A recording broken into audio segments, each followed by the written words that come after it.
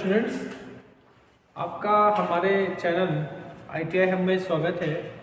आज हम लोग न्यू टॉपिक स्टार्ट करने जा रहे हैं जो कि है आपका मैग्नेटिक टर्म्स एंड इलेक्ट्रोमैग्नेटिज्म। ठीक है, सबसे पहले टॉपिक हम लोग डिस्कस करेंगे मॉलिक्यूलर थ्योरी ऑफ मैग्नेटिज्म। ठीक है, चुंबक का आणविक सिद्धांत। चुंबकत्व का आणविक सिद्धांत।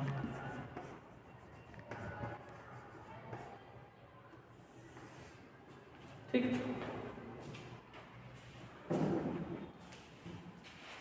अब देखिए इसको समझने के लिए पहले सपोज दैट मान लेते हैं हम लोग ये कोई चुंबक है, ये कोई आपका चुंबक है और ये आपका क्या है, ये आपका कोई लोहा है, लोहे से वस्तु बनी कोई वस्तु। अब ये चुंबक है और ये लोहा या लोहे से बनी कोई वस्तु। जब इस चुंबक के पास हम इसको ले जाएंगे, ठीक, तो क्या करेगा, ये अपनी ओर अट्रैक्ट करेगा। ठीक, तो इस प्रॉपर्टी को हम क्या बोलते हैं, चुंबकत्व बोलते हैं। मतलब जैसे मान लो कोई आपका मैग्नेट है, मैग्नेट के पास कोई हम लोहा या लोहे से बनी वस्तु को ले जाएंगे तो आकर्षण करने का जो गुण होगा वो क्या कहलाएगा, आपका चुंबकत्व कहलाएगा, या उसको बोलेंगे मैग्नेटिज्म। क्या बोलेंगे, मैग्नेटिज्म।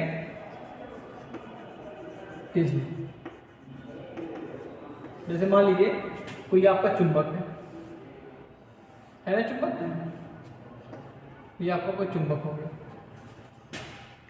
और यहाँ पे कोई वस्तु है लोहे से बनी हुई, लोहा या लोहे से बनी वस्तु, इसको हम यहाँ इसके पास ले जा रहे हैं, इसके पास ले जा रहे हैं, तो क्या होगा, इस पे एक फोर्स वर्क करेगा, इस पे एक फोर्स लगेगा। ठीक, वो फोर्स क्या करेगा, इसको अपनी ओर खींचेगा। ठीक है, तो अपनी ओर खींचने का जो गुण होता है वो आपका कहलाता है मैग्नेटिज्म कहलाता है। ठीक है, ठीक,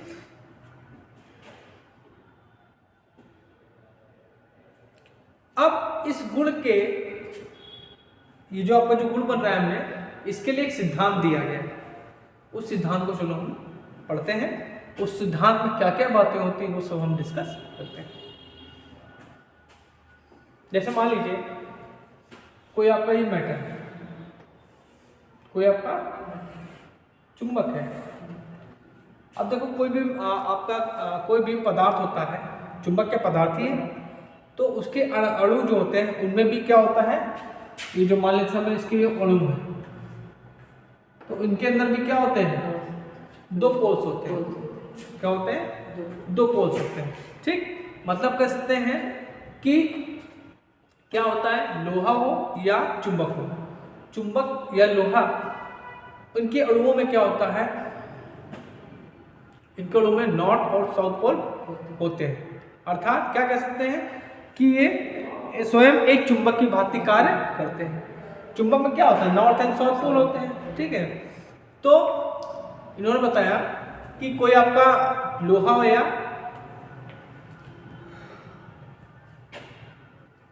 लोहा हो, वो क्या होता है, उसके जो अणु होते हैं उसके अंदर नॉर्थ एंड साउथ पोल होते हैं, जो कि स्वयं क्या करता है, एक चुंबक की भांति कार्य करता है। ये पहला नियम हो गया। अब दूसरा क्या है, इन्होंने कहा कि जैसे मान लीजिए सपोज दैट ये आपका कोई चुंबक है, दूसरा डिस्टर्ब हो गया। अच्छा, जैसे मान लीजिए कोई आपका चुंबक है, दूसरा नियम क्या कहता है, कोई आपका चुंबक है बेटा, कोई एक बड़ा सा आपका चुंबक है जिसमें नॉर्थ और साउथ पोल, क्लियर है। अब इस चुंबक को हमने बीच से दिया, इस चुंबक को हमने बीच से ब्रेक कर दिया, तो इसमें दो चुंबक बन गए, एक ये बन गया आपका और एक ये बन गया, है ना। तो इन्होंने कहा कि अगर हम किसी चुंबक को बीच से तोड़ देते हैं तो जो दो टुकड़े बनेंगे उसमें भी नॉर्थ एंड साउथ क्या हो जाएंगे, जनरेट हो जाएंगे, अपने आप जनरेट हो गए। मतलब इसमें भी नॉर्थ साउथ, इसमें भी नॉर्थ एंड साउथ। समझ में आया? मतलब कहने मतलब है कि अगर हम किसी चुंबक को बीच से तोड़ देते हैं तो टूटने के बाद जो दो आपको टुकड़े मिलेंगे उसमें नॉर्थ एंड साउथ क्या होते हैं, अपने आप जनरेट हो जाते हैं। ठीक है,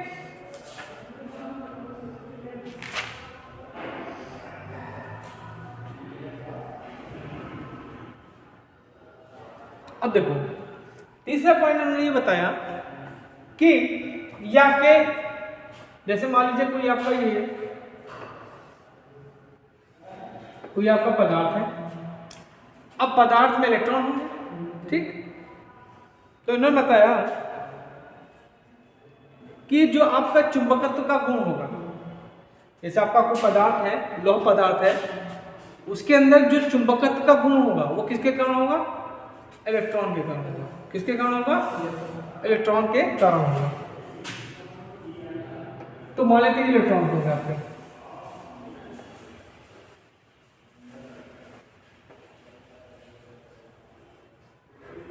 ठीक। ये इलेक्ट्रॉन क्या होते हैं, नॉर्मल कंडीशन में अव्यवस्थित होते हैं, मतलब एक सीक्वेंस में नहीं होते हैं, ठीक है। जैसे आपका क्या होगा, ऐसे ऐसे होंगे, कोई ऐसे सीक्वेंस में है, कोई ऐसे सीक्वेंस में है, कोई ऐसे सीक्वेंस में है, कोई एक ऐसे सीक्वेंस में नहीं। मतलब कहने मतलब ये कि ये जो आपको सीक्वेंस दिख रहा है प्रॉपर, इस सीक्वेंस में ये नहीं होते हैं, ठीक है। नॉर्मल कंडीशन में जो आपके इलेक्ट्रॉन्स होते हैं इस सीक्वेंस में नहीं होते। लेकिन अब इस पदार्थ के पास अगर हम कोई चुंबक ले आए, ठीक है, कोई चुंबक ले आए या इसको किसी और के पास ले जाए, तो इसके जो अणु होंगे, जो इलेक्ट्रॉन्स होंगे, वो क्या हो जाएंगे, एक सीक्वेंस में आ जाएंगे।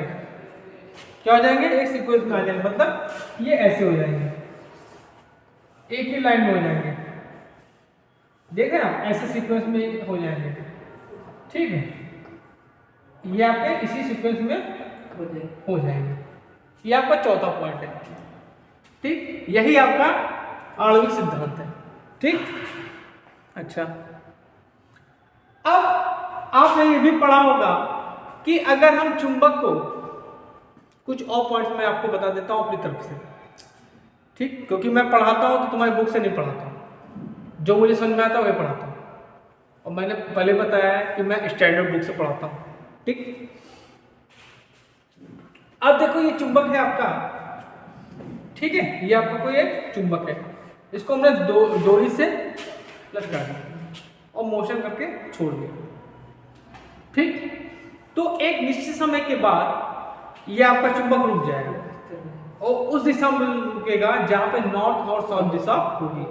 मतलब कह सकते हैं कि जो आपका चुंबक है नॉर्थ एंड साउथ दिशा को इंडिकेट करता है, ठीक है, ओके, ठीक।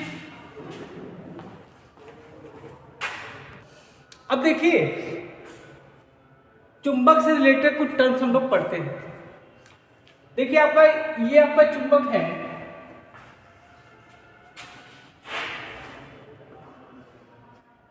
ठीक। तो पहला पॉइंट क्या है, चुंबक में दो पोल होते हैं, नॉर्थ एंड साउथ। हर एक चुंबक में दो पोल्स होते हैं, नॉर्थ एंड साउथ, ठीक है। इनको हम लोग क्या बोलते हैं, पोल्स बोलते हैं। क्या बोलते हैं, पोल्स बोलते हैं। इनको क्या बोलते हैं हम लोग, पोल्स बोलते हैं, ठीक है।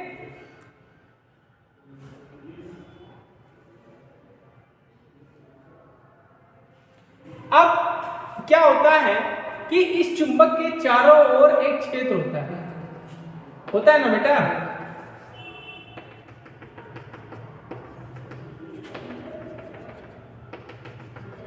ठीक है। चुंबकीय बल देखा है, चुंबकीय बल देखा है मतलब काल्पनिक देखा है, इन्हीं से आपका चुंबकीय क्षेत्र बनता है।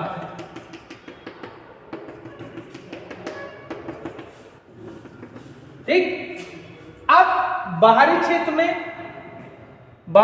ये क्या करती है, 9 से 100 को चलती है। क्या करती है? 9 से 100 को। एक्सटर्नल सर्किट में क्या करती है? 9 से 100 को चलती है। और इंटरनली क्या चलती है? 100 से नॉर्थ। क्योंकि ये अपना सर्किट पूरा करती है। जैसे आपकी करंट होती है वैसे ही आपकी चुंबकीय बल रेखाएं भी अपना एक सर्किट पूरा करती हैं।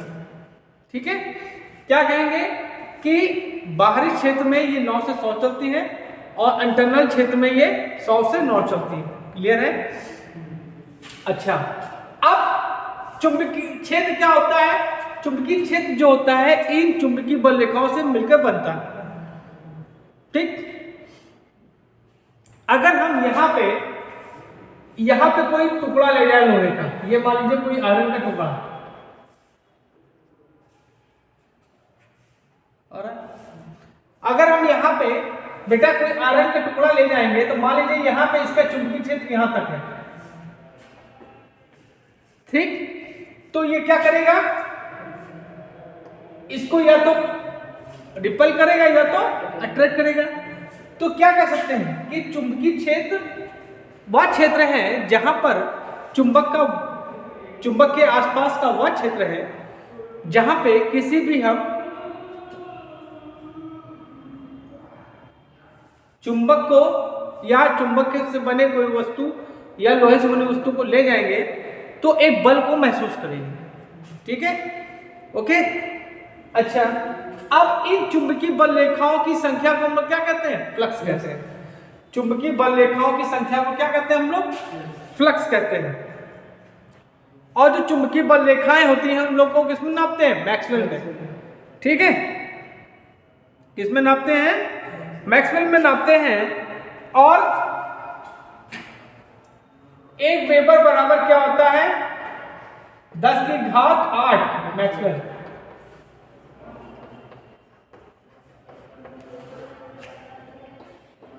क्वेश्चन ये भी पूछा जाता है कि फ्लक्स के अलावा, ठीक है,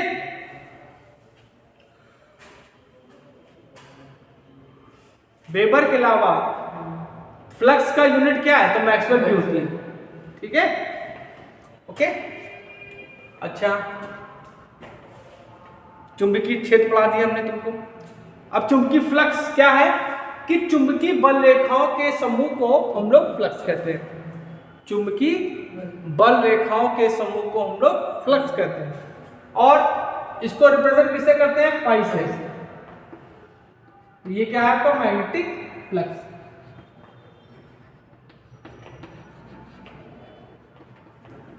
ये होता है फाई इक्वल टू बी ए। ठीक, अगर इसकी यूनिट की बात करें तो वेबर। क्या यूनिट होती है इसकी? वेबर। जो मैग्नेटिक फ्लक्स होता है उसकी यूनिट क्या होती है? वेबर होती है। और 1 वेबर बराबर होता है 10⁸ मैक्सवेल। अब आते हैं चुंबकीय फ्लक्स घनत्व। मतलब चुंबकीय फ्लक्स घनत्व क्या है कि किसी चुंबकीय क्षेत्र में किसी चुंबकीय बल रेखा के लंबवत तल के इकाई क्षेत्रफल से गुजरने वाली चुंबकीय बल रेखाओं की संख्या को क्या कहते हैं? चुंबकीय फ्लक्स घनत्व कहते हैं। मतलब यहां से अगर हम निकालें phi is equal to b a, तो बी इज इक्वल टू क्या हो जाएगा? फाई बाई ए हो जाएगा। या कह सकते हैं वेबर पर मीटर स्क्वायर। ठीक है, या इसकी यूनिट और होती है टेस्ला। बहुत क्वेश्चन आता है। चुंबकीय फ्लक्स घनत्व की यूनिट क्या है? टेस्ला या वेबर पर मीटर स्क्वायर। ठीक है, अब उसके बाद आता है मैग्नेटिक इंडक्शन।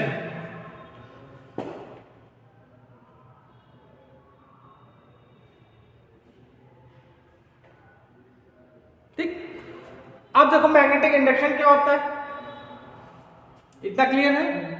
अब आते हैं, बात करते हैं मैग्नेटिक इंडक्शन क्या होता है।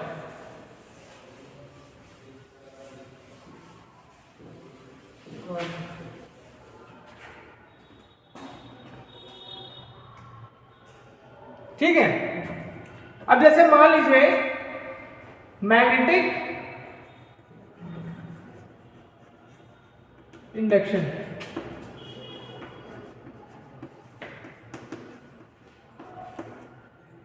मैग्नेटिक इंडक्शन क्या है? मान लीजिए कोई आपका ये मैग्नेट है, नॉर्थ एंड साउथ, इसके पास हम कोई दूसरा चीज ले आते हैं, कोई भी हो सकता है, दूसरा आपका मैग्नेट हो सकता है, या लोहा हो सकता है, या लोहे से बनी कोई वस्तु होती है, ठीक। अब क्या होगा कि जब इसको हम इसके निकट लाएंगे, हमने क्या बताया कि चुंबक का एक चुंबकीय क्षेत्र होगा, जिसके कारण क्या होगा, इसमें एक फोर्स लगेगा, या तो क्या करेगा, इसको अट्रैक्ट करेगा या तो रिपल करेगा। अब जब इसको लाते हैं तो स्वतः ही अपने आप इसमें पोल्स जनरेट हो जाते हैं, या तो नॉर्थ साउथ जनरेट हो जाएगा या साउथ नॉर्थ जनरेट हो जाएगा, ठीक, ओके। इस प्रोसेस को हम लोग बोलते हैं मैग्नेटिक इंडक्शन, समझ में आया? अच्छा, अब देखो चुंबकीय परिपथ क्या होता है। चुंबकीय परिपथ मैग्नेटिक सर्किट,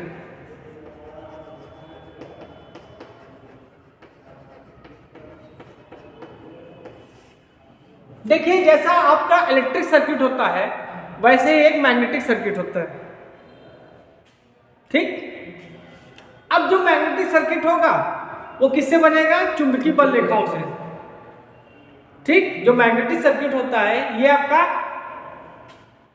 चुंबकीय बल रेखाओं से बनता है, मतलब कि वह परिपथ जो चुंबकीय बल रेखाओं के द्वारा बनाया जाता है उसको हम लोग बोलते हैं मैग्नेटिक सर्किट, ठीक। जैसे आपका इलेक्ट्रिक में पढ़ा होगा कि सर्किट आपको क्लोज होना चाहिए, इसी तरह आपका मैग्नेटिक सर्किट भी क्लोज होना चाहिए, अन्यथा आपका फ्लक्स लीक हो जाएगा, फ्लक्स लीक हो जाएगा, क्लियर है। अब इसके बाद आते हैं हम लोग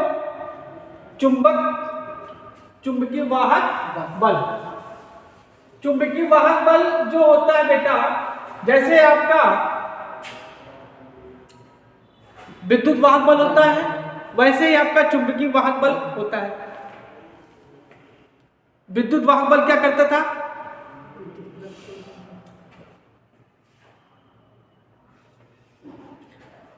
विद्युत वाहक बल क्या करता था?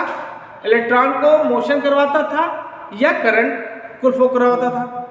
इसी तरह जो आपका चुंबकीय वाहक बल है यह आपको फ्लक्स स्थापित करवाता है। क्या करता है? इसी के कारण आपका फ्लक्स स्थापित होगा, ठीक। तो क्या कहेंगे? चुंबकीय परिपथ में फ्लक्स को स्थापित करने वाले को क्या कहते हैं? चुंबकीय वाहक बल कहते हैं। मतलब चुंबकीय वाहक बल, इसको बोलते हैं मैग्नेटिक मोटिव फोर्स, ठीक। हिंदी इंग्लिश शॉर्टकट बोलते हैं MMF, ठीक है। हर किसी का नाम शॉर्टकट होता है, ठीक है। जैसे अपने घर में हम लोग अपनी बेटा कहते हैं, हम क्या कहते हैं बिट्टू को, अपनी बेटी को क्या कहते हैं? बिट्टो कहते हैं। बिट्टो मतलब कि हर चीज को आसानी से समझ जाओ कि इनके बारे में क्या है। तो वैसे ही आपका जहां पे MMF लिख के आएगा समझ लेना मैग्नेटिक मोटिव फोर्स की बात हो रही है, ठीक। तो ये क्या करेगा? मैग्नेटिक सर्किट में आपका फ्लक्स को स्थापित करवाएगा, क्लियर है। अब अगर हम इसको इसकी बात करें और रिप्रेजेंट किससे करेंगे? MMF से, ठीक।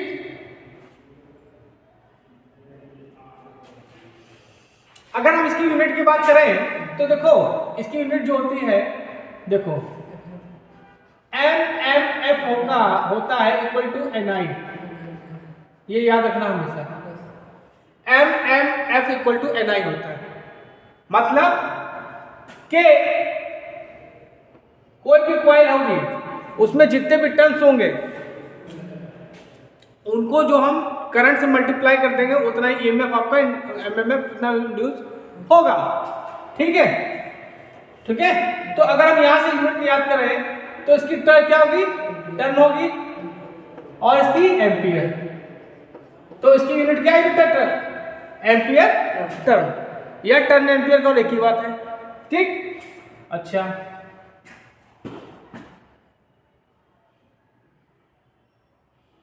अब आते हैं इसके बाद रिलेक्टेंस आते हैं।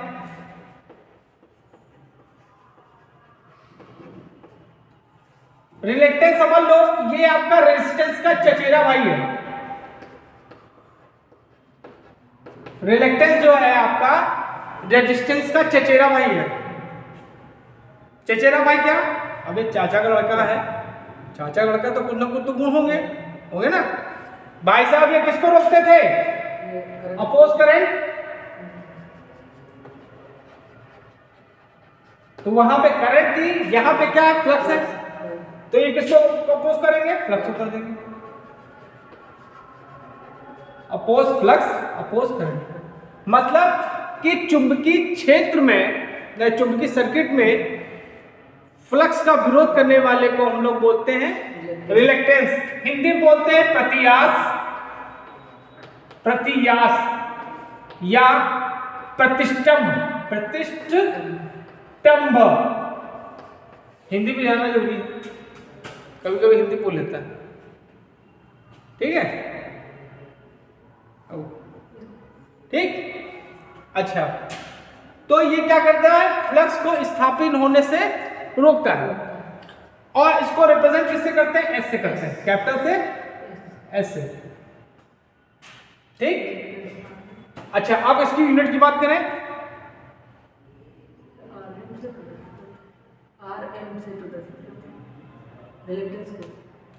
स्टैंडर्ड एस से करते हैं। तुम अपनी बुक का बता रहे हो, नहीं बता, हम तुमको स्टैंडर्ड से पढ़ाते हैं, एस से रिप्रेजेंट करते हैं। किससे? एस। एस इक्वल टू, तो देखिए अगर इसके यूनिट की बात करें तो ये होता है आपका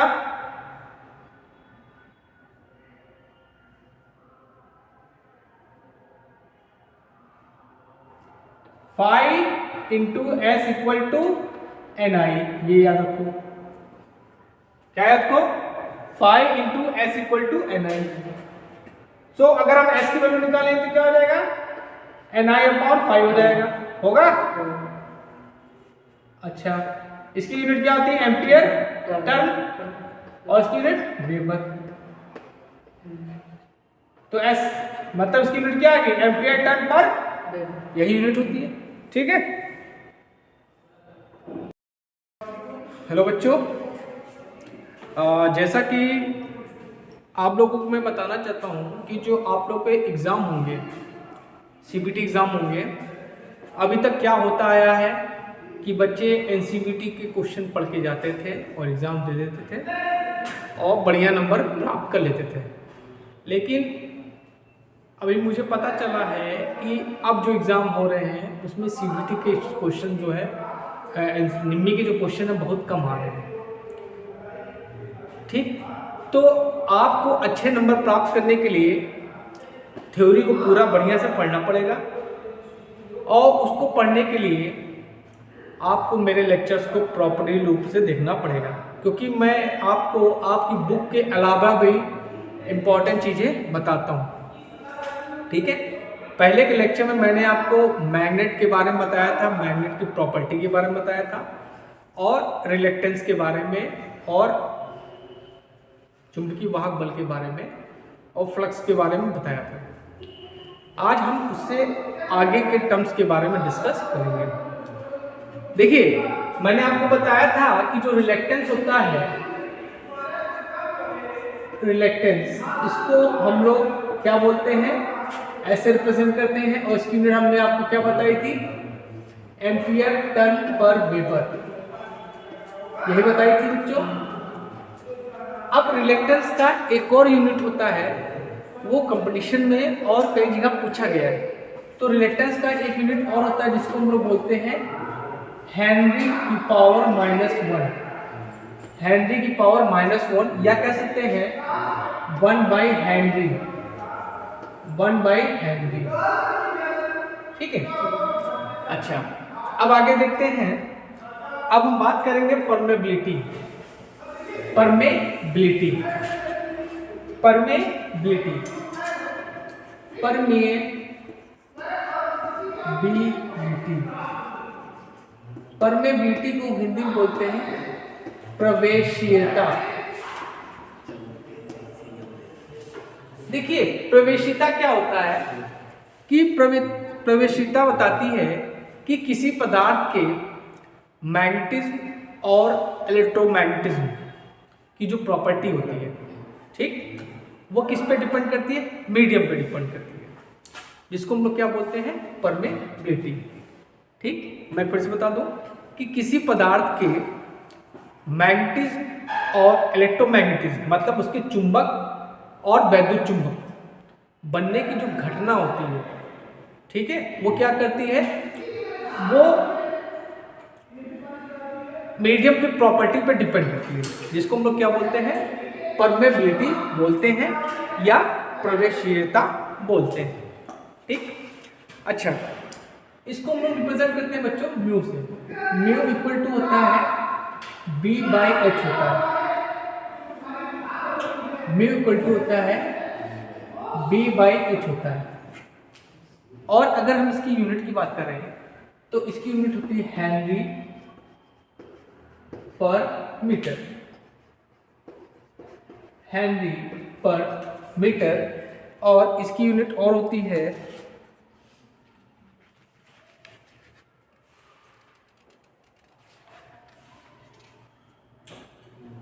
अब देखिए जो परमेबिलिटी होती है ये आपकी दो प्रकार की होती है। एक होती है आपकी एब्सोल्यूट परमेबिलिटी, एक होती है आपकी रिलेटिव परमेबिलिटी। ठीक, तो जो आपकी एब्सोल्यूट परमेबिलिटी होती है उसको हम लोग म्यू नॉट से रिप्रेजेंट करते हैं, और कभी कभी इसकी वैल्यू भी पूछ लेता है, तो इसकी वैल्यू होती है 4 पाई इंटू 10⁻⁷ हेनरी पर मीटर। ठीक है, ओके। अब हम बात करेंगे magnetic field strength. Magnetic field strength इसको बोलते हैं चुंबकीय क्षेत्र सामर्थ्य। ठीक, अब देखिए चुंबकीय क्षेत्र सामर्थ्य क्या बताता है कि मान लीजिए कोई आपका चुंबक है, ठीक, उस चुंबक को हमने किसी मैग्नेटिक फील्ड में रख दिया है, ठीक, तो उसके प्रति एकांक पोल पे जो फोर्स लगेगा उसको बोलते हैं मैग्नेटिक फील्ड स्ट्रेंथ। ठीक है, magnetic field strength, magnetic field strength, magnetic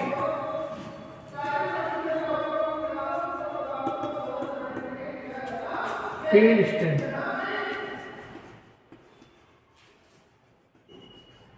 magnetic field strength. अब देखिए इसको रिप्रेजेंट करते हैं हम लोग H से। इसको हम लोग रिप्रेजेंट कैसे करते हैं? H से। कि मतलब ये क्या है कि अगर मान लीजिए कोई आपका मैग्नेटिक फील्ड में कोई पोल रखा है, कोई आपका मैग्नेट रखा है, तो उसके प्रति पोल पे जो लगेगा, जो फोर्स लगता है, उसको हम लोग बोलते हैं मैग्नेटिक फील्ड स्ट्रेंथ कहते हैं। ठीक है, अगर हम इसकी यूनिट की बात करें तो इसकी यूनिट होती है न्यूटन पर वेबर। न्यूटन पर वेबर। ठीक है, और इसकी एक यूनिट और होती है एम्पियर पर मीटर। ठीक है, एम्पियर पर मीटर भी इसकी यूनिट होती है, क्योंकि आपको एक और यूनिट होती है ऑर्स्टेड। देखिए मैंने आपको क्या बताया था कि जो मैं आपको बताऊंगा वो स्टैंडर्ड बुक का होगा, जो आपको किसी बुक में नहीं मिलेगा वो मैं आपको बताऊंगा। ठीक है, इसकी एक स्टैंडर्ड यूनिट होती है जिसको बोलते हैं ऑर्स्टेड।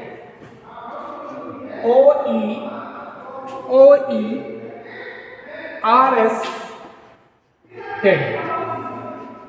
ये भी यूनिट आपकी किसकी है? मैग्नेटिक फील्ड स्ट्रेंथ की है। ये आप लोगों ने कहीं पढ़ा नहीं होगा। कहीं पढ़ा है? ITF बुक में कहीं पढ़ा है? नहीं पढ़ा है। ये आपकी यूनिट होती है। ठीक, जैसे मैंने आपको MMF की यूनिट बताई थी, गिलबर्ट बताई थी। MMF की यूनिट क्या होती है? गिलबर्ट। आपकी बुक में नहीं है, नहीं है। ठीक, अब इसके बाद बात करते हैं हम लोग फ्लक्स डेंसिटी की। फ्लक्स डेंसिटी मतलब क्या, कि डेंसिटी मतलब क्या होता है, घनत्व। फ्लक्स डेंसिटी मतलब कि कितने फ्लक्स हैं, ठीक। तो मैग्नेटिक फ्लक्स डेंसिटी क्या बताती है, कि फ्लक्स की घनत्व को बताती है, ठीक। तो इसको हम लोग किससे रिप्रेजेंट करते हैं, इसको हम लोग रिप्रेजेंट करते हैं, देखिए फाई इज इक्वल टू क्या होता है, बी ए होता है, जिसमें ए क्या है आपका एरिया और फाई आपका क्या फ्लक्स है। तो अगर बी इक्वल टू क्या हो जाएगा, फाई बाई ए हो जाएगा, और इसकी यूनिट क्या होगी, वेबर, और एरिया की मीटर स्क्वायर, ठीक। अब बच्चों क्या होता है, ये तो आपने फॉर्मूले से बता दिया, लेकिन मोस्टली जो है एक यूनिट अलग पूछी जाती है, जिसको बोलते हैं टेस्ला। क्या बोलते हैं,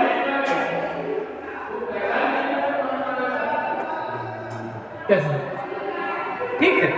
इसकी अलग यूनिट क्या होती है, एक टेस्ला होती है, ठीक, ठीक है। अब उसके बाद आपको मैग्नेटिक फ्लक्स की यूनिट पता है, वेबर होती है, ठीक है। अब हम बात करेंगे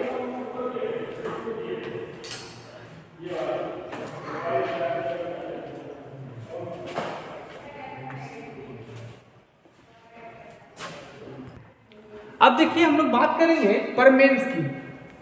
परमेंस क्या होता है बच्चों, परमेंस जो होता है ये आपका रिलेक्टेंस का अपोजिट होता है। रिलेक्टेंस का क्या होता है, अपोजिट होता है। परमेंस क्या कर, देखिए रिलेक्टेंस क्या करता है, आपका फ्लक्स को स्थापित नहीं होने देता है, लेकिन जो आपका परमेंस होता है ये क्या करता है, फ्लक्स को स्थापित होने में मदद करता है, ठीक। परमेंस कह सकते हैं, इसकी तुलना हम लोग कंडक्टेंस से कर सकते हैं। इलेक्ट्रिक सर्किट में आपका क्या होता है, कंडक्टेंस होता है, और मैग्नेटिक सर्किट में आपका क्या होता है, परमेंस होता है। ये क्या, वो वहां क्या करता था, वो धारा को स्थापित करने में मदद करता था, ये क्या करेगा, फ्लक्स को स्थापित करने में मदद करेगा। तो क्या कह सकते हैं कि जो आपका परमेंस है वो कंडक्टेंस का चचेरा भाई है, समझे, दोनों चाचा के लड़के, समझ लो, भाई भाई के लड़के हैं, ठीक। और जो हमने बताया था रेजिस्टेंस है और रिलेक्टेंस है, ये दोनों चाचा के लड़के हैं, दोनों एक दूसरे के दुश्मन हैं, तो वो भी तो एक दुश्मन होंगे ना। तो कंडक्टेंस का चचेरा भाई आपका परमेंस, मतलब वो क्या करता था, धारा को स्थापित करता था, और ये क्या करेगा, फ्लक्स को स्थापित करेगा, ठीक। तो कह सकते हैं कि permeance is equal to 1 upon reluctance, ठीक। तो 1 बाई एस हो जाएगा, 1 बाई एस हो जाएगा। अब एस की यूनिट क्या थी बेटा, एम्पियर, 1 अपॉन एम्पियर, देखो 1 upon ampere turn upon weber, तो इसकी यूनिट क्या हो जाएगी, वेबर पर एम्पियर टर्न। अच्छा, एक बात और ध्यान दीजिए, अभी मैंने क्या बताया, रिलेक्टेंस की यूनिट क्या होती है, रिलेक्टेंस की यूनिट क्या होती है, 1 अपॉन हेनरी होती है, हाँ। तो अगर उस हिसाब से देखें तो परमेंस की यूनिट क्या हो जाएगी, हेनरी हो जाएगी, हो जाएगी ना।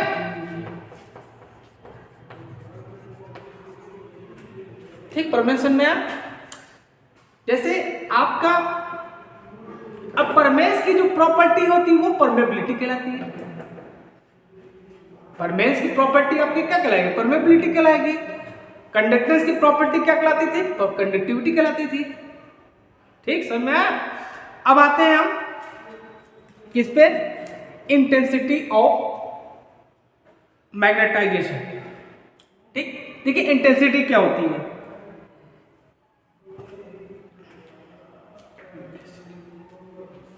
बार आप लोग जानते हैं, बार मैग्नेट होता है, बार क्या होता है, मैग्नेट होता है, ठीक।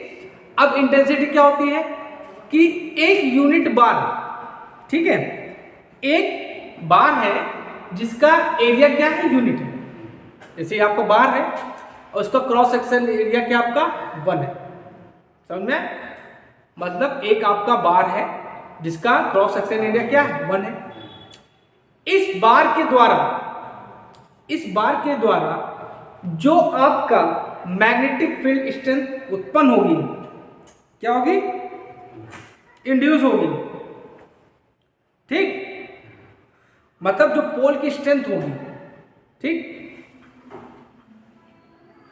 मतलब जो आपका बार है इसके द्वारा जो पोल की स्ट्रेंथ डेवलप होगी, इंड्यूस होगी, उसी को क्या बोलते हैं? Intensity of magnetization. समझ में आया?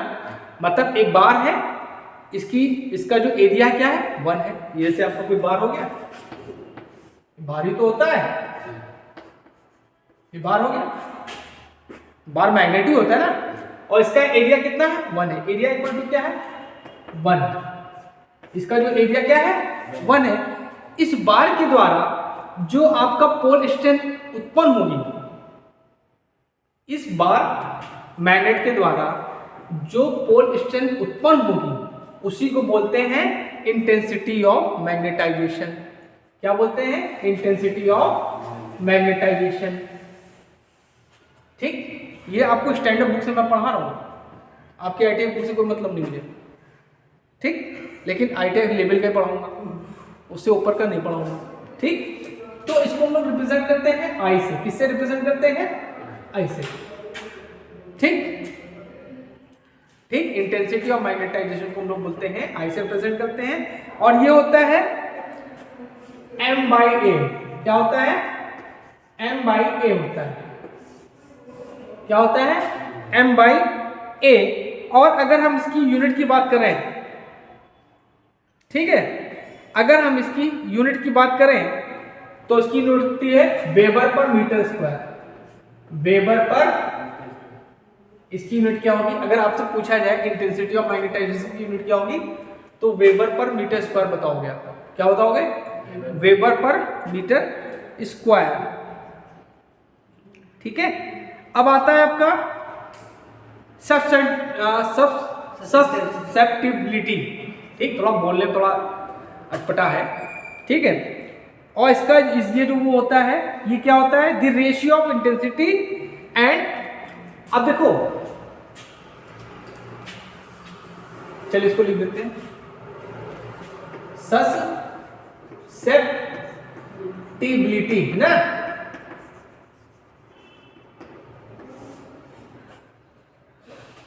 ठीक, इसको रिप्रेजेंट करते हैं बेटा हम लोग के से। किससे रिप्रेजेंट करते हैं? के से रिप्रेजेंट करते हैं। ये क्या होता है? इंटेंसिटी और मैग्नेटिक फील्ड स्ट्रेंथ का रेशियो होती है। जो आपकी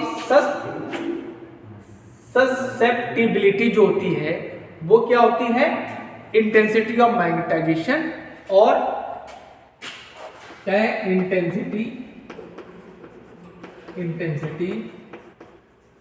ऑफ मैग्नेटाइजेशन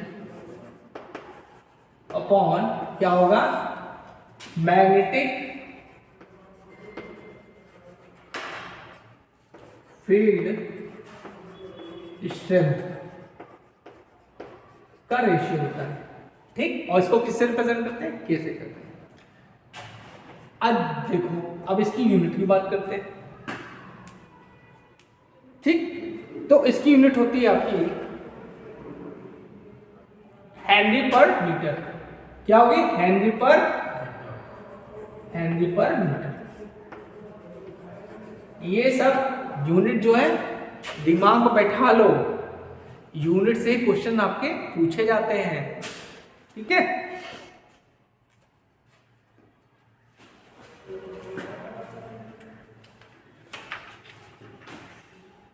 अब चलिए हम लोग क्या करते हैं, मैग्नेटिक सर्किट और इलेक्ट्रिक सर्किट की तुलना करते हैं।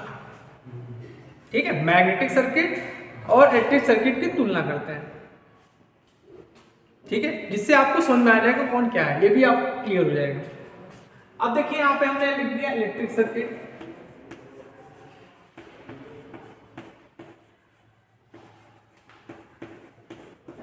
और मैग्नेटिक सर्किट।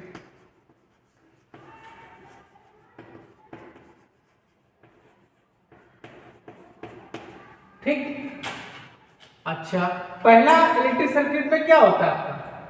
करंट होती है, और करंट यूनिट क्या है? एम्पियर।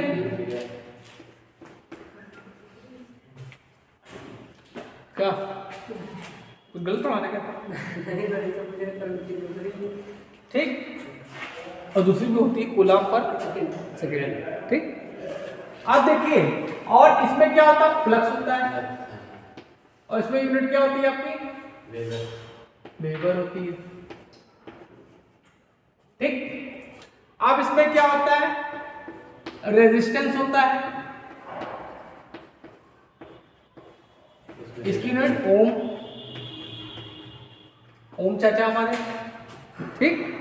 और इसमें क्या होता है? रिलेक्टेंस होता है। रिलेक्टेंस, इसको हम लोग आर से रिप्रेजेंट करते थे, ये भी रिप्रेजेंट कर दो आई से, इसको आर से। रिलेक्टेंस का यूनिट क्या हो गया? एम्पियर टर्न पर वेबर या हेनरी पावर -1। ठीक। और रिप्रेजेंट किससे कर देंगे? एस से। कोई कह रहा था मैं फाइव लिखा बुक में, आर एम लिखा। आर एम स्टैंडर्ड चीज पढ़ो यार, हमसे पढ़ लो, स्टैंडर्ड चीज पढ़ो। ठीक। अब अगला क्वेश्चन, अगला है आपका, इसमें होता है कंडक्टेंस होता है ना बेटा। कंडक्टेंस की यूनिट क्या हो गई? महो, रिप्रेजेंट कैपिटल जी से। इसमें क्या आपका? परमेंस है।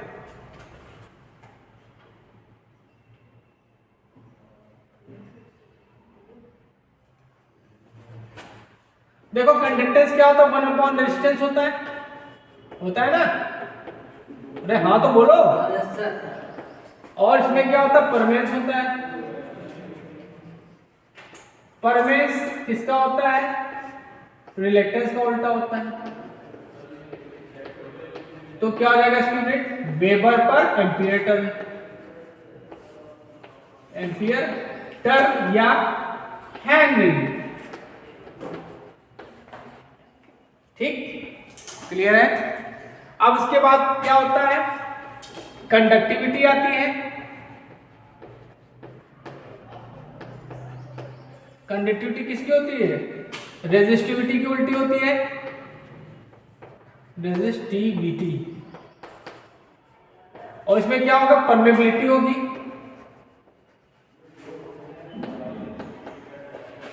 वो किसकी उल्टी होगी? रिलेक्टिविटी की। 1 रिलेक्टिविटी। क्लियर है? अच्छा, अब आगे आते हैं 5वें नंबर पे। थोड़ा सा लेट से निकल रहे हैं।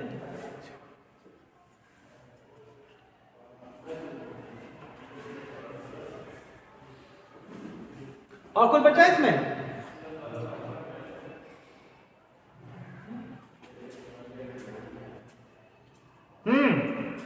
इसमें क्या होता है?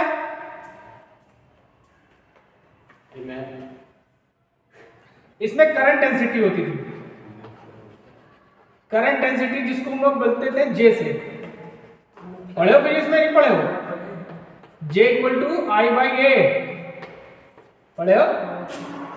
और इसकी यूनिट क्या होती थी? Ampere per metre square, A/मीटर square. और इसमें क्या होता है? फ्लक्स डेंसिटी होती है। फ्लक्स डेंसिटी ये क्या होता है? 5/A होता है, वेबर पर मीटर स्क्वायर। तो देखो ध्यान दो, मीटर स्क्वायर तो इसमें भी है, इसमें वेबर और एम्पियर। क्लियर? तो ये आपके मैग्नेटिक और इलेक्ट्रिक सर्किट के हाँ यार, वेरी गुड वेरी गुड। आपका इलेक्ट्रिक में क्या होता था? ईएमएफ होता था, जिसको इसकी यूनिट क्या होती थी? वोल्ट होती थी। हाँ, यहां पे आपका एमएमएफ है। बहुत सही, वेरी गुड। एमएमएफ होता है, इसकी यूनिट क्या होती है? एम्पियर टर्न होती है। अब देखो वहां पे टोटल ईएमएफ क्या होता था? वहां पे इलेक्ट्रिक सर्किट में टोटल ईएमएफ क्या होता था? इक्वल टू IR1 IR2, याद आया कुछ? IR3, ये तो होता था सीरीज में। लेकिन मैग्नेटिक सर्किट में अगर टोटल EMF निकाला जाए, MMF, टोटल MMF, तो क्या हो जाएगा? फाई। इसमें क्या हो जाएगा? फाई हो जाएगा। यहाँ पे करंट थी, यहाँ पे क्या हो जाएगा? फाई हो जाएगा। ठीक, अब यहाँ पे रेजिस्टेंस है, यहाँ पे क्या हो जाएगा? रिलेक्टेंस हो जाएगा। S1 plus phi S2। समझना? तो ये आपकी इलेक्ट्रिक सर्किट और मैग्नेटिक सर्किट की क्या है? तुलना है। ये तुम्हारा ITI की बुक में नहीं दिया है, चाहे खोल के देखो, तुम्हारे ITI की बुक में ये नहीं दिया है। करंट डेंसिटी नहीं दी है, फ्लड डेंसिटी नहीं दी है। ठीक, तो आज के लिए इतना बहुत है। नेक्स्ट लेक्चर में हम आपको मैग्नेट से रिलेटेड जितने भी रूल्स हैं, फ्लेमिंग के बाएं हाथ, दाएं हाथ, कागज को नियम, पेच का नियम, ये सब बताएंगे। ठीक है, तब तक आप मेरे वीडियोस को जरूर देखिए, क्योंकि यही वीडियोस आपकी नैया पार लगाएंगे, नहीं तो आप बीच मझधार में रह जाएंगे। Thank you. हेलो स्टूडेंट्स, आपका हमारे चैनल ITI में स्वागत है। ठंडी बहुत होने लगी है, आप लोग अपने आप को ठंडी से बचाए रखिएगा। ठीक है, चलिए आज हम डिस्कस करेंगे चुंबकीय पदार्थों के बारे में। ठीक है, चुंबकीय पदार्थों को 3 कैटेगरी में बांटा गया है। ठीक है, चुंबकीय पदार्थों को 3 कैटेगरी में बांटा गया है। पहला कहलाता है आपका फेरोमैग्नेटिक,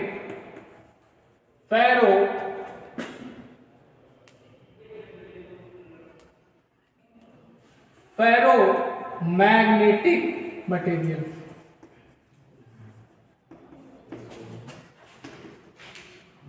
फेरोमैग्नेटिक मटेरियल। दूसरा है आपका डायमैग्नेटिक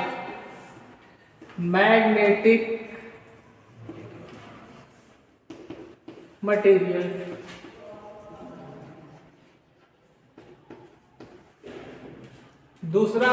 तीसरा है पैरामैग्नेटिक मटेरियल।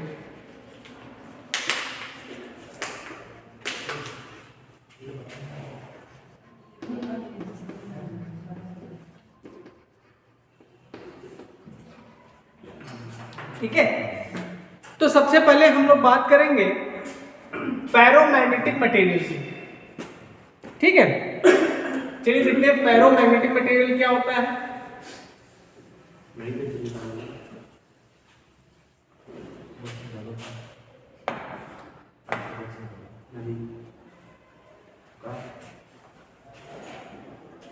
ठीक, अब देखिए, मान लीजिए फेरोमैग्नेटिक मटेरियल क्या है। जैसे मान लीजिए ये आपका कोई मैग्नेट है, ये आपका कोई मैग्नेट है NS, इसमें 2 पोल हैं। ठीक, और ये आपके मैग्नेटिक लाइंस हैं।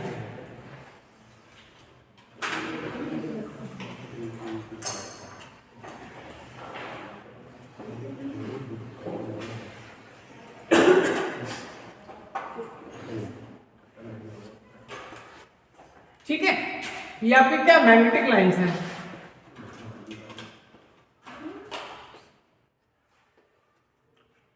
अब मान लीजिए यहां पे इसकी एक फील्ड है, यहां पे कोई हम टुकड़ा ले जा रहे हैं। ठीक है, समझिएगा, मेरी बात ध्यान से समझिएगा, तभी आपको ये फेरोमैग्नेटिक, डायमैग्नेटिक और पैरामैग्नेटिक समझ में आएगा, नहीं तो नहीं आएगा। चाहे जितना आप लोग पढ़ लीजिए, याद कर लीजिए।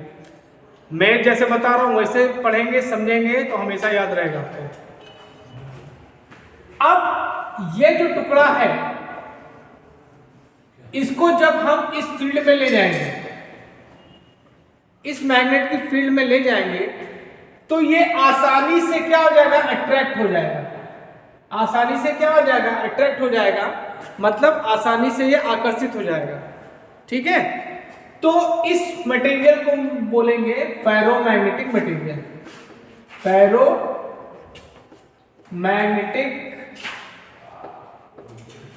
मटेरियल। ठीक, मतलब सीधा सीधा फंडा है कि अगर हम किसी पदार्थ को किसी चुंबकीय क्षेत्र में ले जाएं तो वो जो जब आसानी से आकर्षित हो जाए, ठीक है, तो वो आपका क्या कहलाएगा? फेरोमैग्नेटिक मटेरियल कहलाएगा। ठीक, अब फेरोमैग्नेटिक मटेरियल कितने प्रकार के होते हैं ये भी देखिए। इसके एग्जाम्पल में बता देता हूं जो आप अभी बोलोगे। पहला आपका आता है आयरन, लोहा। सबसे अच्छा मटेरियल आपका क्या होता है? लोहा होता है। उसके बाद आपका आता है स्टील।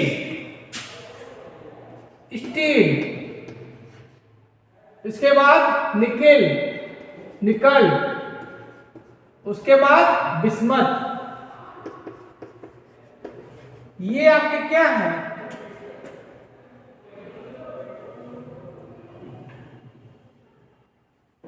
सॉरी, कोबाल्ट होता है, कोबाल्ट। इनको अगर हम किसी मैग्नेटिक फील्ड में ले जाएंगे तो ये आसानी से क्या हो जाएंगे? आकर्षित हो जाएंगे। मतलब इनके ऊपर जो होगा मैग्नेटिक फील्ड का फोर्स लगने लगेगा। अच्छा,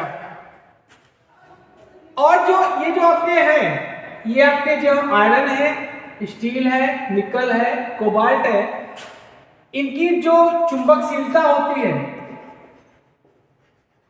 चुंबकशीलता क्या बताती है कि कितनी आसानी से ये मैग्नेट बन सकते हैं, परमेबिलिटी जिसे बोलते हैं। ठीक है, तो इनकी जो रेंज होती है 1 से 1000 होती है। इनकी जो रेंज होती है वो क्या होती है? 1 से 1000 होती है। ठीक है, अब आते हैं हम लोग इस पे। इसके बाद आता है आपका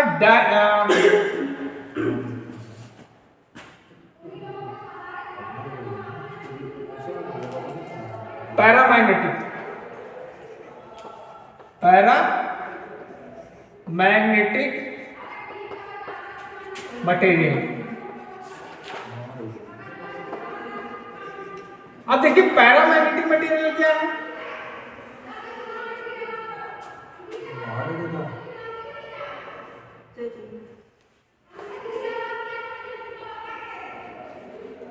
पैरामैग्नेटिक मटेरियल वो क्या होते हैं? ठीक, मतलब पैरा मतलब क्या होता है? आधा। ठीक, मतलब कि मान लीजिए कोई मटेरियल है, ये मटेरियल है, इस मटेरियल को हमने इसके पास ले गए। ठीक है, ये जो मटेरियल है, इस मटेरियल को हम इस मैग्नेट के पास ले गए, तो ये जो मटेरियल होगा ये कम आकर्षित होगा लेकिन कम होगा। ठीक है, ये मटेरियल होगा, क्या होगा लेकिन कम होगा। और अगर हम इसके एग्जाम्पल की बात करें तो इसके एग्जाम्पल्स क्या होते हैं आपके?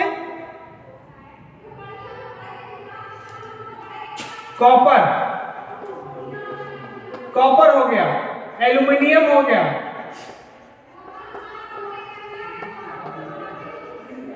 कॉपर हो गया आपका, एल्यूमिनियम हो गया, मैग्नीज हो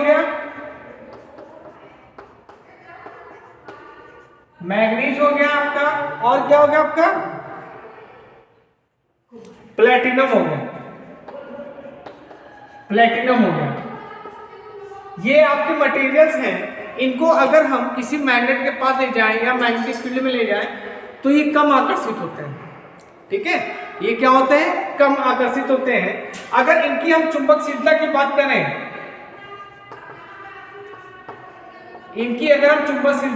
करें, तो कितनी होगी? ये 1 से 1000 है तो क्या होगी ये? कम होगी।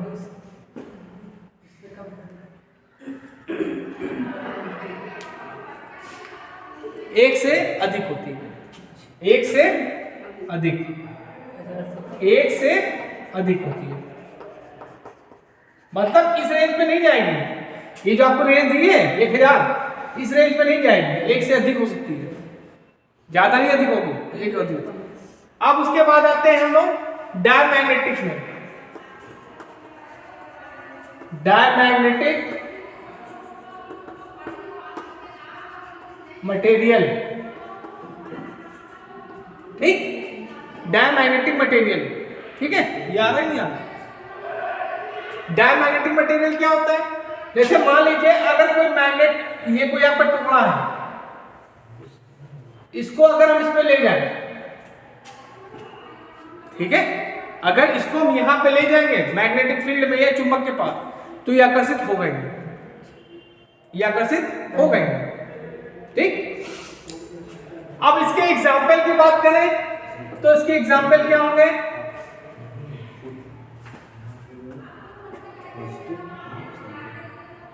बिस्मथ, बिस्मथ, एग्जाम्पल इसके क्या हो जाएंगे? बिस्मथ, एंटीमनी और पीतल, ठीक है। इनको जो हम ले जाएंगे तो ये आकर्षित हो भी नहीं करेंगे, ठीक। अब अगर इनकी चुंबकशीलता की बात करें तो इनकी चुंबकशीलता क्या होती है? 1 से कम होती है, 1 से कम होती है। तो आज हमने क्या बताया आपको कि चुंबकीय जो पदार्थ होते हैं उनको कितनी कैटेगरी में बांटा गया है और कितने प्रकार के होते हैं। नेक्स्ट लेक्चर में मैं आपको टाइप्स ऑफ मैग्नेट के बारे में बताऊंगा, मैग्नेट कितने प्रकार के होते हैं। मेनली आपका 2 होता है, एक होता है प्राकृतिक और एक होता है मैग्नेट परमानेंट, ठीक, ठीक है। प्राकृतिक में क्या होता है कि जो आपका कुछ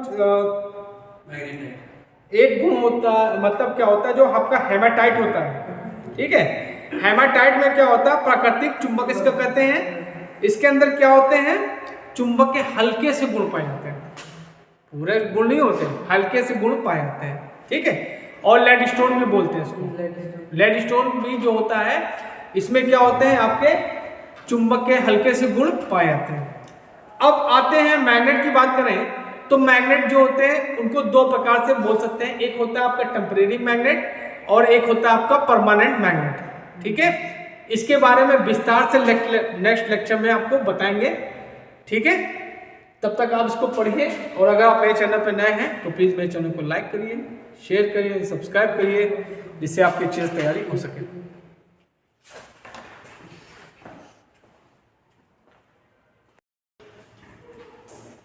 चलिए अब हम लोग मैग्नेटिज्म के कुछ आगे टॉपिक डिस्कस करते हैं।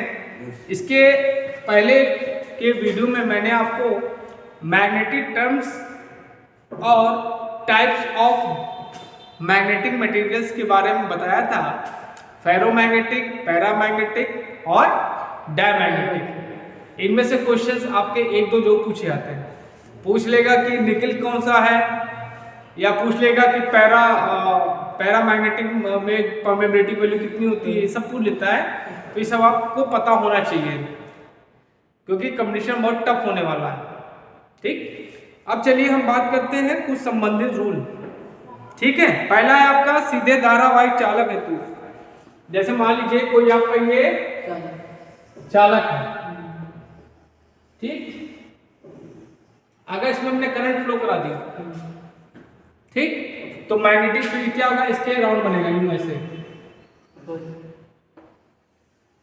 मैग्नेटिक फील्ड आपका ऐसे इसके अराउंड बनेगा। और जो करंट की डायरेक्शन हो क्या होगी? ये करंट की डायरेक्शन होगी, ये आपकी आई हो गई, ये आपकी क्या हो गई? करंट हो गई, ओके। और जो आपका मैग्नेटिक फील्ड की डायरेक्शन होगी ये होगी, ये आपका मैग्नेटिक फील्ड है, मैग्नेटिक फील्ड। ठीक, तो करंट का डायरेक्शन क्या हो जाएगा, ऐसे हो जाएगा। इसको बोलते हैं सीधे धारावाही चालक हेतु। ठीक है, मतलब कोई आपका चालक है, ठीक है, जो क्या स्ट्रेट है। ठीक, अब दूसरा है दाएं हाथ का नियम। दाएं हाथ का नियम को कैसे समझें आपको, तो देखो कोई रॉड वॉड पड़ी है, ये स्केच उठाओ, स्केच ला, स्केच लो। अरे अब धारावाही का नियम समझिए क्या कह रहा है। सॉरी, दाएं, ये तो आपका क्या होगा, सीधे सीधे धारावाही, सीधे धारावाही चालक। अब दूसरा नियम क्या है आपका, दाएं हाथ का नियम, चालक हेतु। ठीक, अब हम बात करेंगे दाहिने हाथ का नियम। जैसे मान लीजिए कोई आपका ये क्या है, हमने इस चालक को ऐसे पकड़ लिया, दिख रहा है आपको, सबको दिख रहा है, दिख रहा है ना, हमने इसको ऐसे पकड़ लिया दाहिने हाथ से। ठीक, ऐसे हमने पकड़ लिया, तो जो आपका अंगूठा होगा, ये दिख रहा है आपको अंगूठा, ये धारा की दिशा को बताएगा, धारा की दिशा को बताएगा। और ये जो उंगलियां हैं, ये आपका जैसे पकड़े हुए, तो ये मैग्नेटिक फील्ड को रिप्रेजेंट करेंगे। किसको रिप्रेजेंट करेंगे, मैग्नेटिक फील्ड को रिप्रेजेंट करेंगे। ठीक, मतलब मैग्नेटिक फील्ड यूं घूम रहा है, मतलब ऐसे आपका है तो इसके चारों यूं घूम रहा है। ठीक है, इसको बोलते हैं दाएं हाथ का नियम। जैसे मान लीजिए ये आपका कंडक्टर हो गया, ठीक, और इसको हमने अंगूठे से ऐसे पकड़ा, ये आपको कोई अंगूठा, और ये डायरेक्शन हो गया आपका।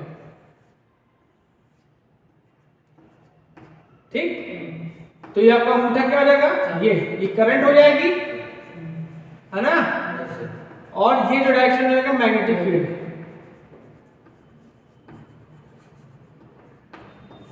मतलब कुल मिला के सब यही बताना चाहते हैं कि करंट का डायरेक्शन कैसे होगा, मैग्नेटिक फील्ड का डायरेक्शन कैसे होगा। अब आते हैं मैक्सवेल कॉर्क स्क्रू, मैक्सवेल का कॉर्क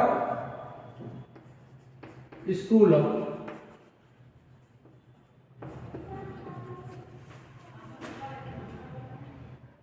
ठीक, अब जैसे मान लीजिए ये कोई स्क्रू है, ठीक, तो अब देखो स्क्रू क्या है, इसको तुम लोग करते हो यूं करके दबाते हो, यूं करते यूं करके दबाते हो ना।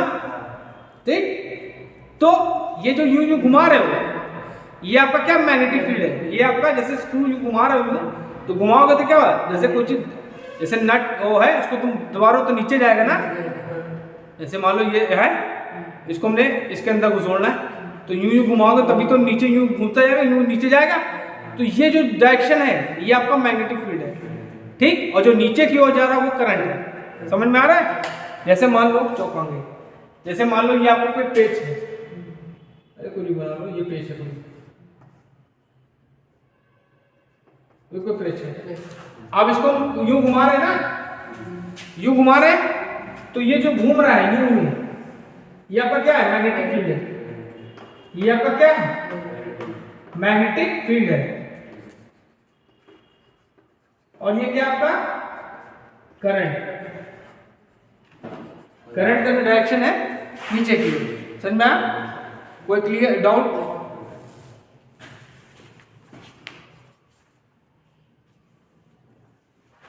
अब आते हैं हम सोलेनॉइड पे। ये सोलेनॉइड है। सोलेनॉइड क्या होती है, जैसे कोई कंडक्टर लिया, उसमें हमने क्या कई सारे टर्न लपेट दिए तो बन गई सोलेनॉइड। ठीक, नंबर ऑफ टर्न होते हैं, ये आपकी सोलेनॉइड है। ठीक, तो अगर हम इसमें बात करें,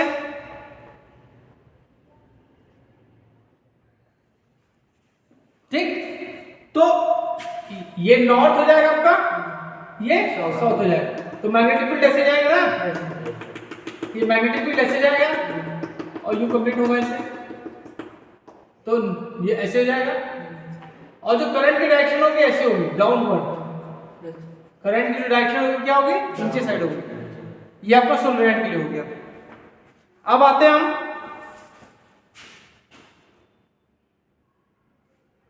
हेलिक्स का नियम। जैसे मान लो कोई सोलेनोइड है, जैसे मान लो सपोर्ट ये सोलेनोइड है, ठीक है, और इसको हमने ऐसे पकड़ लिया, क्लियर है, ऐसे पकड़ लिया। जैसे मान लो सपोर्टेड ये आपकी सोलेनोइड है, इसको हमने ऐसे पकड़ लिया, इसको हमने ऐसे पकड़ लिया, ठीक है। तो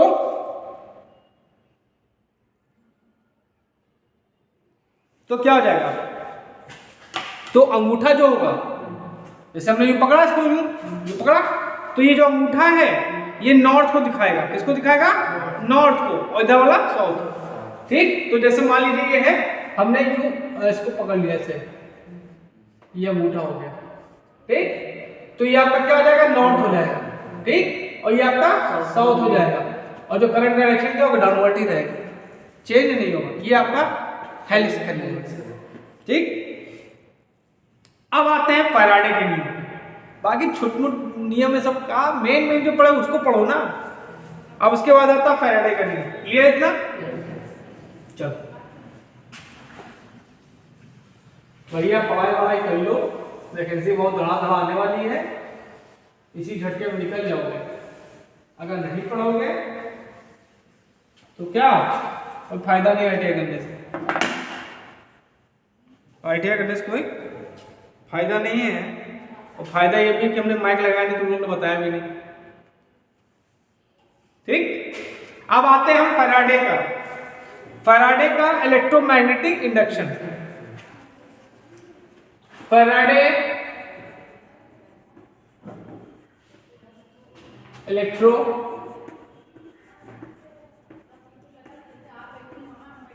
मैग्नेटिक इंडक्शन लॉ।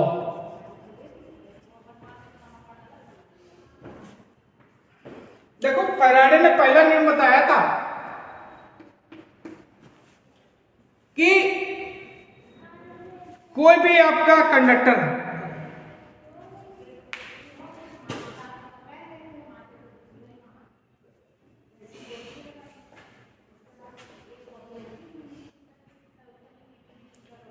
एक चीज तुम लोगों ने पढ़ा होगा, जब किसी कंडक्टर में हम करंट देते हैं ये होता है, मतलब हमने करंट दिया, नहीं करंट छोड़ो, पहले छोड़ो,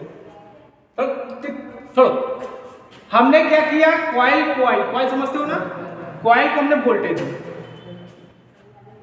कॉइल को हमने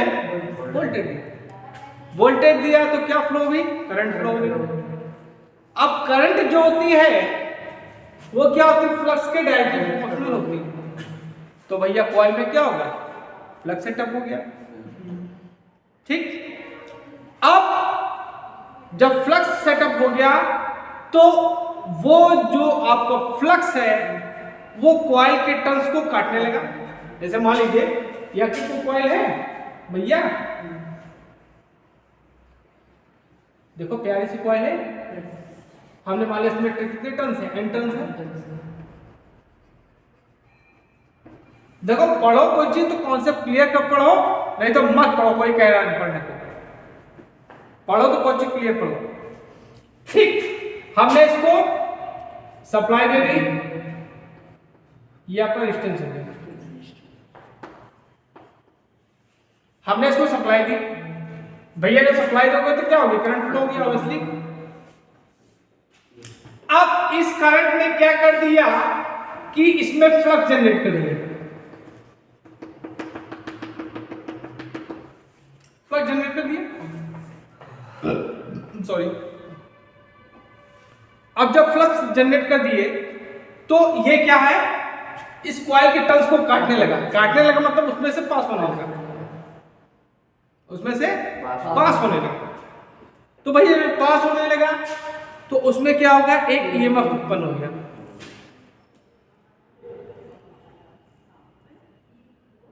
उसमें क्या हो गया, एक ईएमएफ उत्पन्न हो गया। तो ये पहला नियम है फैराडे का। समझ में आया कहानी? नहीं समझ में आई? फिर से बताएं। मतलब नहीं समझ में आई, करो आगे। मतलब हमने वोल्टेज दिया कॉइल को वोल्टेज दिया तो करंट फ्लो हुई तो करंट जो होती है, फ्लक्स जो होता है करंट के डायरेक्टली प्रोपोर्शनल होता है, उसने फ्लक्स सेटअप कर दिए। ये फ्लक्स क्या हो गया, कॉइल के टर्न्स को काटने लगे, मतलब उसमें से पास होने लगे, जिसके कारण उसमें क्या हो जाएगा, एक ईएमएफ उत्पन्न हो जाएगा। ये फैराडे का पहला नियम। ठीक। अब दूसरा उन्होंने ये बताया कि जो आपका ईएमएफ उत्पन्न हो रहा है, मेरी बात ध्यान से सुनिएगा, दूसरा नियम अलग है। मैंने तो बता दिया उत्पन्न हो जाएगा, लेकिन अब उसकी वैल्यू उन्होंने बताई। ठीक। उन्होंने क्या बताया कि उस कॉइल में जो ईएमएफ उत्पन्न हो रहा है, उस कॉइल में जो आपका ईएमएफ उत्पन्न हो रहा है वो क्या है, फ्लक्स में परिवर्तन की दर के समानुपाती होता है। मतलब उसमें मान लिया हमने उत्पन्न ईएमएफ क्या हो रहा है, ई हो रहा है। ठीक है, वो क्या हो रहा है, d∅dt है। मतलब फ्लक्स में जो टाइम के रिस्पेक्ट में परिवर्तन हो रहा है उसके डायरेक्टली प्रोपोर्शनल है। क्लियर है? ये इन्होंने बताया था फैराडे ने। क्लियर है? कोई डाउट? तो इस जब डायरेक्ट इसको हटाते तो यहां लगा देते हैं n E is equal to n d∅dt। ये आपका फैराडे का दूसरा नियम हो गया। समझ में आया? तो ये फैराडे के दो नियम हैं। क्लियर? अब भैया एक साइंटिस्ट और आए। कौन आए? एक साइंटिस्ट और आए, उनका नाम था लेंज। कहीं यार फैराडे ने तो बता तो दिया लेकिन डायरेक्शन नहीं बताई क्या होती है भैया। इन्होंने बता तो दिया कि आपका ईएमएफ उत्पन्न हो गया, अरे ईएमएफ की डायरेक्शन क्या होगी चाचा ये तो बताओ। तो उन्होंने क्या किया कि जो फैराडे का सेकंड लॉ है उसको मॉडिफाई कर दिया।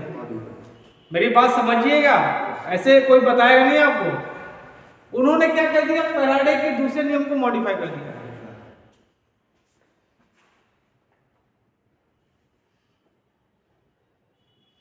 तो उन्होंने क्या कहा, तो वो उल्टा चले। क्या चले? उल्टा चले। लेंज का नियम समझना हो तो उल्टा चलो। जब हमने तुमको डीसी मोटर पढ़ाया था, बैक ईएमएफ का बताया था, तो पूरा उल्टा में चला था, तो उल्टा चलो भैया। उल्टा चलने में कोई दिक्कत नहीं चले।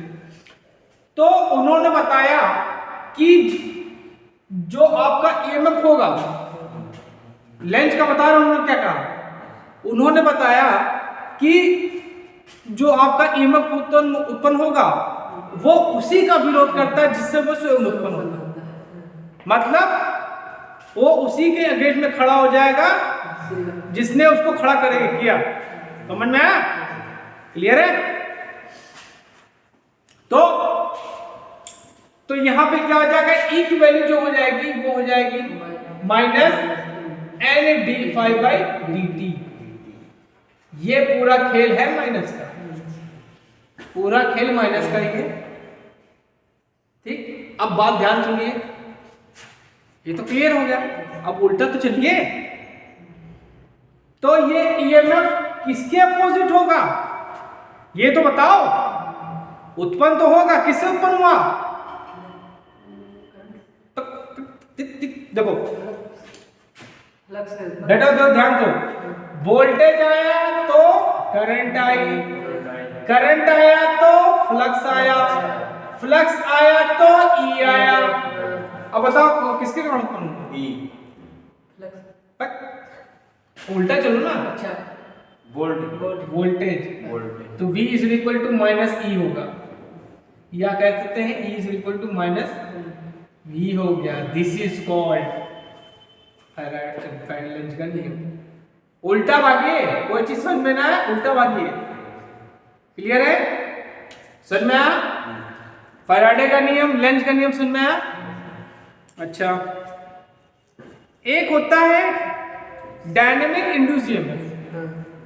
तो ईएमएफ क्या है? जो गति करे वो डायनेमिक ईएमएफ, जो ईएमएफ आपका गति करे वो डायनेमिक है, ठीक। और स्टैटिक क्या होता है? स्टैटिक आपका किसमें यूज होता है?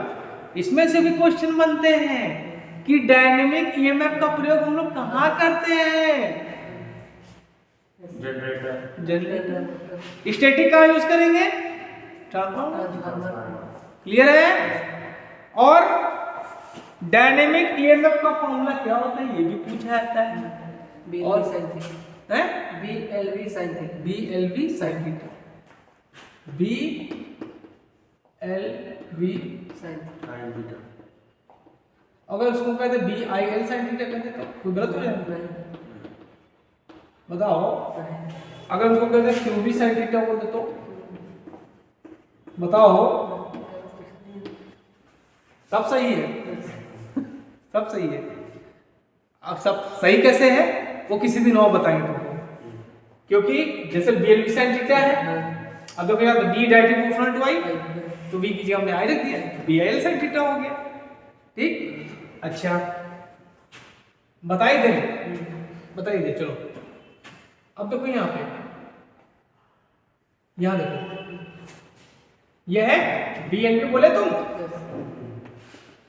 और Q इक्वल टू क्या होता है? IT होता है। T की वैल्यू 1 रख दो तो Q इक्वल टू 80 I हो गया, तो फिर I की जगह रख दो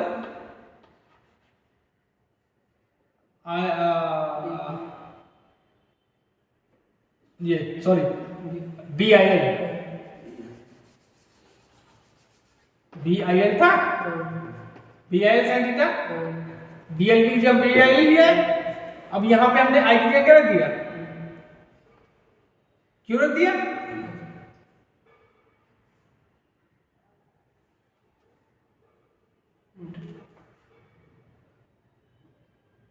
तो इसके बारे में बताएंगे बाद में।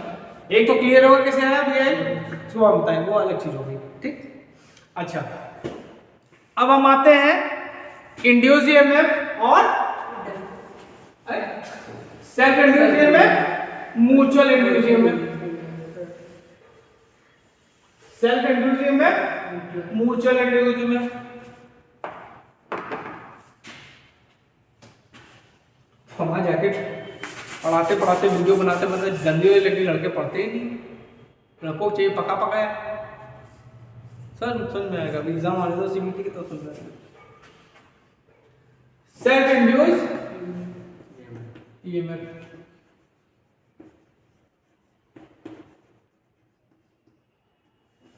सेल्फ इंड्यूस ईएमएफ बोले तो EL, क्या बोले?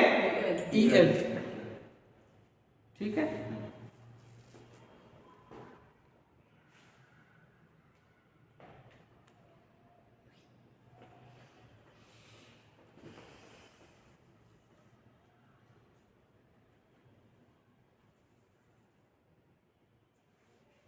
जैसे मान लीजिए ये आपकी कॉइल है,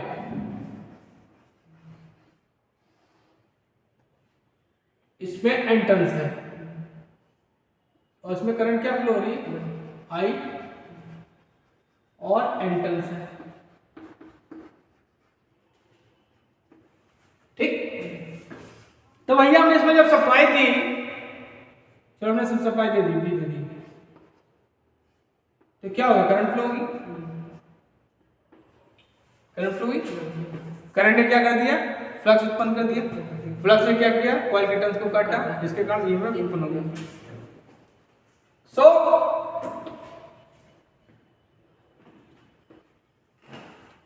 जो ईएमएफ उत्पन्न होगा उसको बोलेंगे सेल्फ इंड्यूस्ड ईएमएफ। मतलब एक कॉइल में जो उत्पन्न होता है ईएमएफ उसको बोलते हैं सेल्फ इंड्यूस्ड ईएमएफ, ठीक। तो इसका फॉर्मूला क्या होता है? EL equal to minus L DI/dt।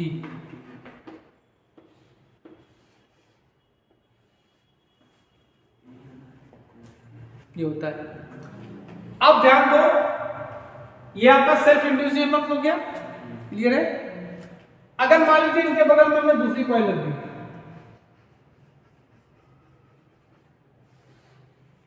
ठीक। तो भैया इसमें तो फ्लक्स उत्पन्न हुआ था, समझ में आ रहा है? अब क्या हो जाएगा, अब म्यूचुअल इंड्यूस्ड ईएमएफ की बात करते हैं। Mutual induced EMF, mutual induced EMF क्या है, हमने इसमें सप्लाई दी, फ्लक्स उत्पन्न हुआ। अब क्या करेगा, ये जो फ्लक्स है, इसका जो फ्लक्स है इसके टर्न्स को भी काटेगा, जिसके कारण क्या हो जाएगा, उसमें भी एक उत्पन्न हो जाएगा ईएमएफ। उस ईएमएफ को बोलेंगे हम लोग ईएम, म्यूचुअल इंड्यूस्ड ईएमएफ, या पारस्परिक प्रेरित ईएमएफ, या अन्योन, हिंदी बड़ा है, एक ही नाम याद करो इंग्लिश में सबसे बढ़िया। तो ये होता है -m di/dt।